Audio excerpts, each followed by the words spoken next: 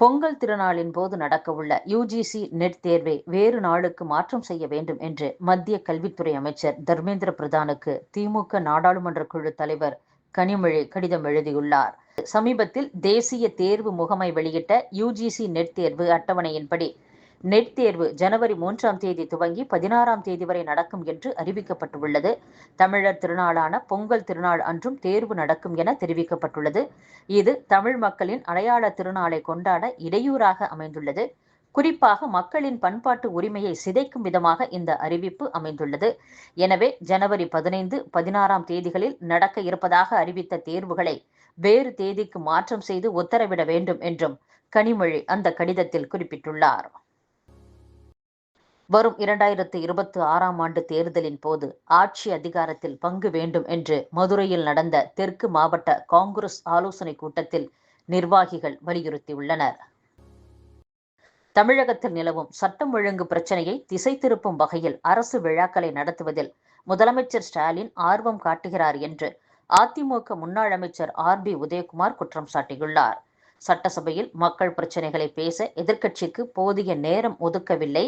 கள்ளச்சாராய சாவுகள், சட்டம் ஒழுங்கு பிரச்சினை குறித்து எதிர்க்கட்சித் தலைவர் எடப்பாடி பழனிசாமி பேசும்போது நேரலையை துண்டித்து ஒருதலைபட்சமாக செயல்படுகின்றனர்.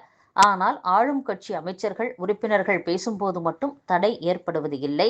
கிருஷ்ணகிரி நீதிமன்ற வளாகத்தில் நடந்த சம்பவத்தின் அதிர்ச்சி மறைவதற்குள் திருநெல்வேலியிலும் கொலை சம்பவம் நடந்துள்ளது. அதை போலீசார் வேடிக்கை பார்த்ததை நீதிபதிகள் கண்டித்து போலீஸ் அதிகாரிகள் மீது உடனடியாக நடவடிக்கை எடுக்க உத்தரவிட்டுள்ளனர். இவ்வளவு கலேபரம் நடந்து சட்டம் ஒழுங்கு சந்தி சிரிக்கிறது. போதைப்பொருள் நடமாட்டம் அதிகரித்துள்ளது. ஆனால் முதலமைச்சர் ஸ்டாலின் எதுவுமே நடக்காதது போல அரசு செலவில் விழாக்களை நடத்தி மக்களை திசை திருப்ப முயற்சிக்கிறார். 200 தொகுதிகளில் வெற்றி பெறுவோம் என்று கூறுகின்றனர். ஆனால் மக்கள் வாக்களிக்க தயாராக இல்லை. வரும் சட்டசபை கூட்டத்தொடரில் திமுக அளித்த வாக்குறுதிப்படி ஆண்டுக்கு 100 நாட்கள் சபை நடக்க முதலமைச்சர் உறுதி செய்ய வேண்டும் என்றும் ஆர்.பி. உதயகுமார் பேசியுள்ளார்.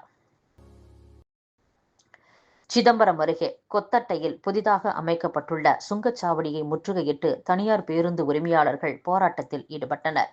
விழுப்புரம் நாகப்பட்டினம் தேசிய நெடுஞ்சாலையில் கடலூர் சிதம்பரம் வழித்தடம் கொத்தட்டையில் புதிய சுங்கச்சாவடி அமைக்கப்பட்டுள்ளது. இங்கு 14,090 ரூபாய் செலுத்தி மாதாந்திர அனுமதி சீட்டு பெற்று 50 நடைகள் மட்டும் இயக்க முடியும் என்ற அறிவிப்புக்கு கடலூர் மாவட்ட பேருந்து உரிமையாளர்கள் நலச்சங்கம் ஆட்சேபனை தெரிவித்தது.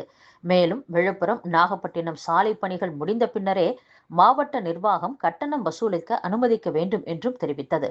ஆனால் இன்று முதல் கொத்தட்டை சுங்கச்சாவடியில் சுங்க கட்டண வசூல் அமலுக்கு வந்த நிலையில் தனியார் பேருந்துகளை நிறுத்தி சுங்கச்சாவடியை முற்றுகையிட்டு தனியார் பேருந்து உரிமையாளர்கள் போராட்டத்தில் ஈடுபட்டனர். அப்பகுதியில் 200க்கும் மேற்பட்ட காவலர்கள் பாதுகாப்பு பணியில் ஈடுபட்டனர். கடலூரில் இருந்து சிதம்பரத்திற்கு இன்று தனியார் பேருந்துகள் இயங்கவில்லை. விழுப்புரம் நாகப்பட்டினம் இடையே 4 வழிச்சாலை அமைக்கப்பட்டு வரும் நிலையில் கொத்தட்டை சுங்கச்சாவடி அமைக்கப்பட்டுள்ளது குறிப்பிடத்தக்கது. அகில இந்திய அளவில் 2023-24ஆம் ஆண்டில் அதிக வருவாய் ஈட்டும் ரயில் நிலையங்களில் கோவை 34வது இடத்தை பிடித்துள்ளது. டெல்லி முதலிடமும் சென்னை 3வது இடத்தையும் பிடித்துள்ளது. திருநெல்வேலி அருகே நடுக்கல்லூர் சுற்றுவட்டார பகுதிகளில் கொட்டப்பட்ட கேரள மருத்துவ கழிவுகள் பசுமை தீர்ப்பாயத்தின் உத்தரவின்படி 16 லாரிகளில் திருப்பி அனுப்பி வைக்கப்பட்டன. மக்களவைத் தேர்தலில் வாக்கு சதவீதம் குறித்து அதிமுக பொதுச் செயலாளரின் கருத்துக்களுக்கு முதலமைச்சர் மு.க.ஸ்டாலின் விளக்கம் அளித்துள்ளார். அதிமுக பொதுச் செயலாளரும் எதிர்க்கட்சித் தலைவருமான எடப்பாடி பழனிசாமி அண்மை காலமாக வாக்கு சதவீத கணக்கு சொல்லி வருகிறார். அண்மையில் நடந்து முடிந்த மக்களவைத் தேர்தலில் அதிமுக வாக்கு சதவீதம் 1% உயர்ந்திருக்கிறது என பேசியிருக்கிறார். 2019 மக்களவைத் தேர்தலில் 20 தொகுதிகளில் போட்டியிட்ட அதிமுக 19.4% வாக்குகளை வாங்கியது. இதுவே 2024 மக்களவைத் தேர்தலில் 34 தொகுதிகளில் போட்டியிட்டும் வெறும் 20.4% வாக்குகளை வாங்கியிருக்கிறது. 14 தொகுதிகளில் அதிகமாக போட்டியிட்ட அதிமுக நியாயமாக பார்த்தால் 32.98% வாக்குகளை 2024 மக்களவைத் தேர்தலில் பெற்றிருக்க வேண்டும். ஆனால் அதைவிட 12.58% வாக்குகள் குறைவாகத்தான் வாங்கியிருக்கிறது.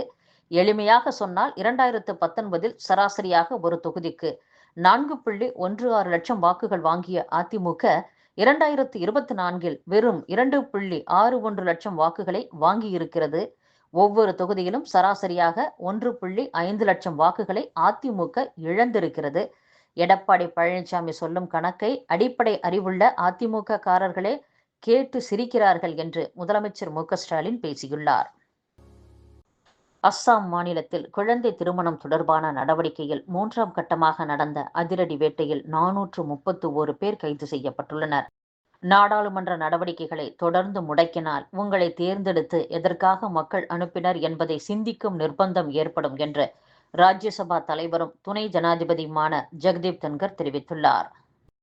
குவைத் சென்றுள்ள பிரதமர் மோடி குவைத் பிரதமர் ஷேக் அகமது அல் அப்துல்லா அல் அகமது அல் சபாவையும் சந்தித்து பேசினார். அப்போது இந்தியா வர வேண்டும் என்று அவருக்கு பிரதமர் மோடி அழைப்பு விடுத்தார். இந்த பயணத்தை முடித்துக்கொண்டு பிரதமர் மோடி டெல்லி கிளம்பும் போது அவரை கௌரவிக்கும் வகையில் குவைத் பிரதமர் விமான நிலையத்திற்கே வந்து பிரதமர் மோடியை வாழ்த்தி வழி அனுப்பி வைத்தார்.